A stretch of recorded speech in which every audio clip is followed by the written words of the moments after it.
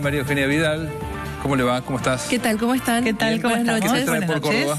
Muy bien, siempre contenta de venir a esta provincia. Hoy un poco triste, como todos los cordobeses, viendo las imágenes que ustedes nos mostraban, ¿no? La verdad que todo mi abrazo a los bomberos y a toda la gente que hoy está temiendo tener que dejar su casa hoy o mañana o pasado si el fuego no merma. Muchos temas para conversar. Iniciamos con Aerolíneas Argentinas, ¿no? Después de una semana, de varios días de paro y este planteo del gobierno de escindirla, privatizarla, cederla. Todo eso o cualquiera de las opciones que se elija debe pasar por el Congreso. Está claro que algo hay que hacer, ¿no? Que no se puede seguir así. Que no podemos seguir convalidando un sistema con privilegios como los que descubrimos, ¿no? Donde un piloto tiene pasajes para toda la familia en primera, mientras tenemos un país con 50% de pobres. La Argentina no puede seguir sosteniendo esta aerolínea de bandera con estos excesos, donde un día un gremio decide hacer una asamblea sin avisar y deja miles de personas que no necesariamente todas van a hacer turismo, y si fueran a hacer turismo tienen todo el derecho de que su vuelo se cumpla, sino muchas veces a trabajar, a ver a su familiar enfermo, a hacer un trasplante. El otro día escuchaba el caso de una persona que tenía 50 horas para llegar a hacer su trasplante. Argentinos que tienen que viajar y que no pueden quedar rehenes de un conflicto sindical. Así como los chicos no pueden quedar rehenes sin días de clase del conflicto sindical docente, y por eso avanzamos en el Congreso y sancionamos una ley de educación esencial en la Cámara de Diputados, que espero que sea ley en el Senado, para garantizar que haya días de clase. Tenemos que hacer algo con Aerolíneas Argentinas y no seguir permitiendo esto. Pero ahora hay otra cosa, María Eugenia, ahí, que es el tema del déficit crónico de aerolíneas, que un montón de argentinos, millones que no pueden pagarse un boleto de avión, están subsidiando, entre comillas, la mala gestión. Sin duda, la plata, como en el Estado, es como en la casa de uno, es una sola. Y si vos la ponés en un determinado lugar, no la estás poniendo en otro. Es como que te quieras ir de vacaciones a Europa y no pagues la cuenta del supermercado. No, hay prioridades, y la Argentina hoy tiene muchas prioridades. Mucha gente que la está pasando mal y que nunca en su vida ni viajó ni probablemente pueda viajar.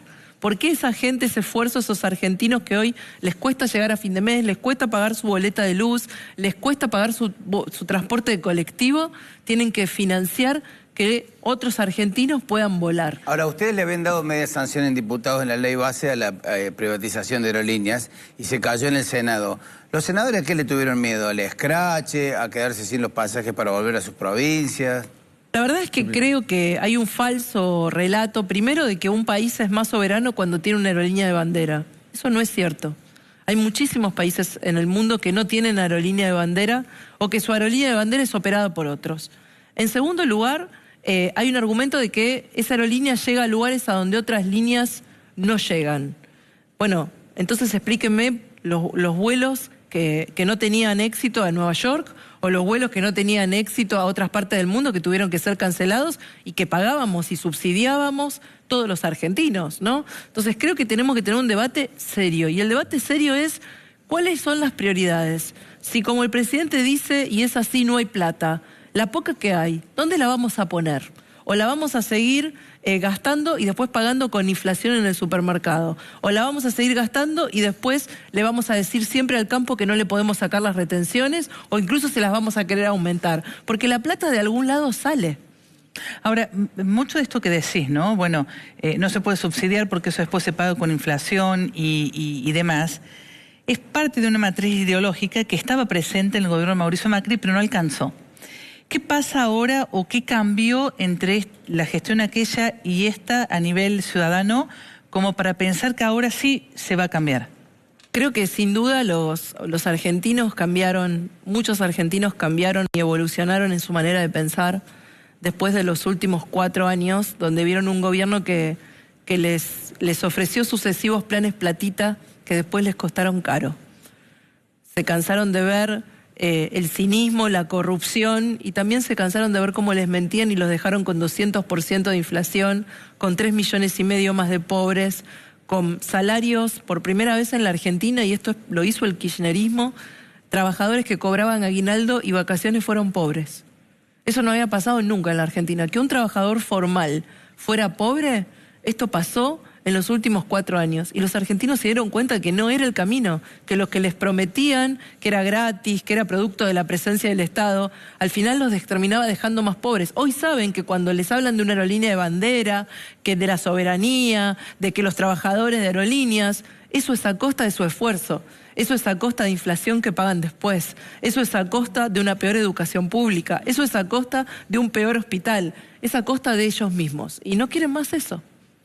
Tema jubilaciones. Fue muy costoso la vuelta de diputados y vetar, o sea, avalar el veto de Javier Milei en términos políticos y reclamo ciudadano. Yo creo que es muy importante cuando uno ocupa un lugar como el que me toca a mí y tantos diputados, hacer lo correcto, ¿no? Y muchas veces significa tomar decisiones que son costosas y que hay que explicar. Pero la verdad es que en los últimos 4 años los jubilados fueron saqueados, perdieron el 40% de su ingreso por la fórmula de Alberto Fernández. Esa que cambió la de Mauricio Macri, a la que le habían tirado 14 toneladas de piedras, esa fórmula los hizo más pobres. Y de repente ahora, en un año, quieren que se recupere todo eso, ¿no? En el primer gobierno que llega, con 200% de inflación, con un gobierno destruido, con todo lo que conté recién, de repente en 9 meses los jubilados tienen que recuperar todo lo que perdieron en 4 años. Y encima hacen una ley donde no solo les dan un aumento a los jubilados que el Estado no puede pagar, sino que les dan un montón de plata a las cajas provinciales de jubilaciones en provincias que son superavitarias, que sí tienen recursos para poner. Entonces, digámosle la verdad a los jubilados. Bueno, ese es el caso de Córdoba, pero Córdoba hace un reclamo junto a otras provincias, son 13, porque hay una situación de inequidad, porque el resto se desentendió el problema. El caso de la Ciudad de Buenos Aires no tiene problemas con sus jubilados porque transfirió en su momento la Caja Nación, entonces sus jubilados y sus empleados activos aportan al ANSES y no hay un problema. Pero acá en Córdoba aportan una caja provincial y nosotros los cordobeses con nuestros impuestos aportamos también para el ANSES.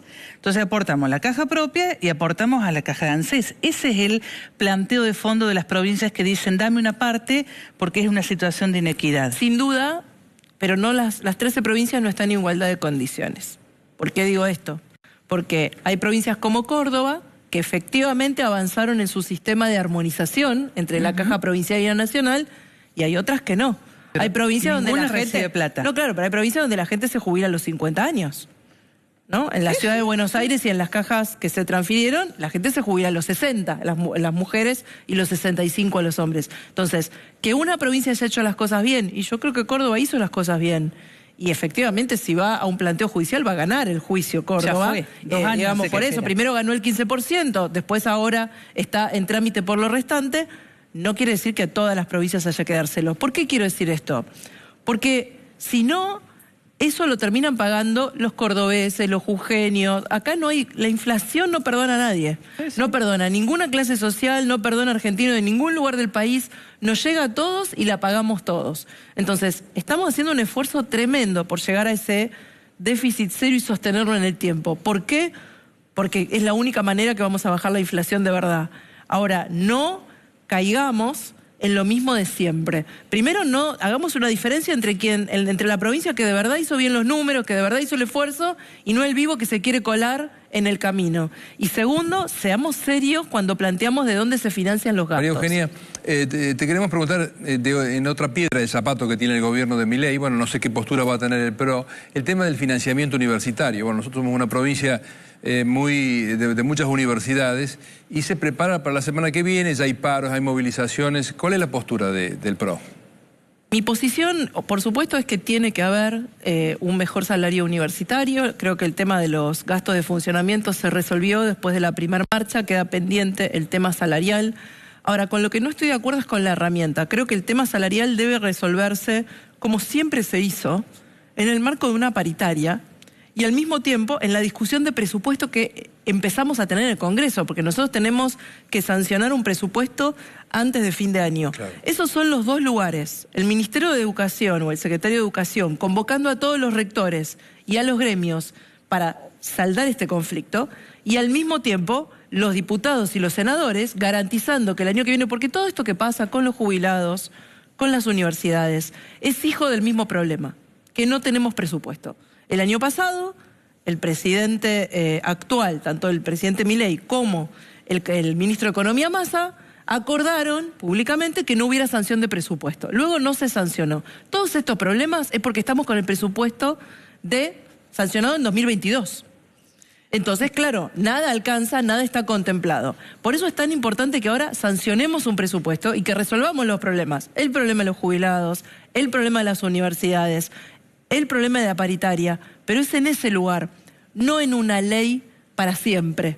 ¿Por qué? Porque hay muchos sectores que también se merecerían tener una ley para siempre que les garantizara el financiamiento. ¿Por qué no hacer una ley para siempre para las escuelas primarias y secundarias? ¿Por qué no hacer una ley para siempre para todo el sistema sanitario?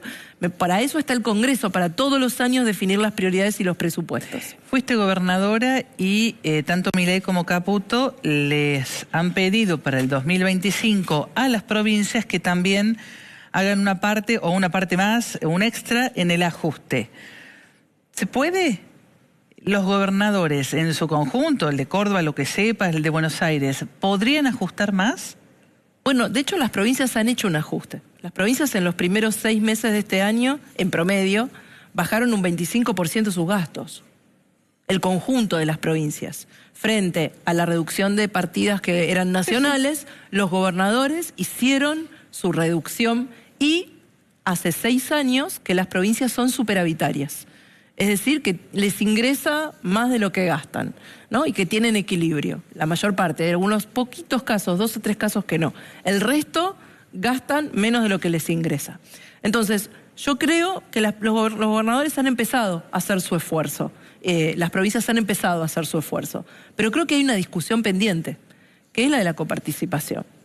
Que es una discusión que creo que es el momento, así como creo que hay momentos este es un momento de grandes cambios en la Argentina, creo que es el momento para iniciar esta discusión, donde pongamos sobre la mesa no solamente cómo se distribuye lo que las provincias reciben, también pongamos sobre la mesa qué impuestos tienen que recaudar las provincias, cómo se distribuyen esos impuestos con una mayor proporción para las provincias y todo lo que va, como digo yo, por la banquina.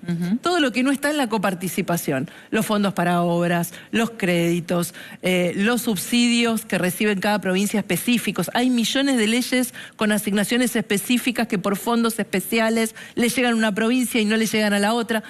Pongamos todo. Y ahí sí, ahí empecemos con todo sobre la mesa de manera automática y sin que látigo y látigo y billetera domestiquen a ningún gobernador, a definir qué se merece cada provincia. Parece que necesitas el acuerdo de todas. ¿Cómo sentás a Formosa en eso? No hay forma. Si las 23 no están de acuerdo, nunca va a haber una nueva ley de coparticipación. Bueno, yo creo que si no hay ley de coparticipación, lo que puede haber, que nosotros lo habíamos logrado en el 2017, es un pacto fiscal. El pacto fiscal de 2017 lo firmaron todos, incluyendo Formosa, menos San Luis. Sí. Todas las provincias firmaron el pacto fiscal. Entonces, es decir que puede haber acuerdo. Pero 2 años dura. Claro.